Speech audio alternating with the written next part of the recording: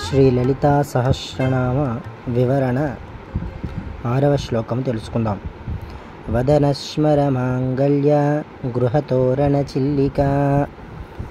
ముఖమనెడు మన్మధుని శుభమైనటువంటి నివాసమునకు తోరణము వలె కనుబొమ్మలు కలిగినది అని ఈ యొక్క పదానికి అర్థము.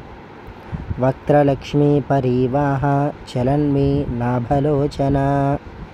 ముఖదీప్తి అనేడు సంపదప్రదమైన స్రోతస్సు అనగా ప్రవాహమునందు కదలాడుచున్న చేపల వలె ఉప్పుచున్నటువంటి కన్నులు కలిగినది అని ఈ పదానికి అర్థము. తదుపరి శ్లోకము మరుసటి వీడియోలో మీ అందరికీ కూడా అందజేయడం జరుగుతుంది.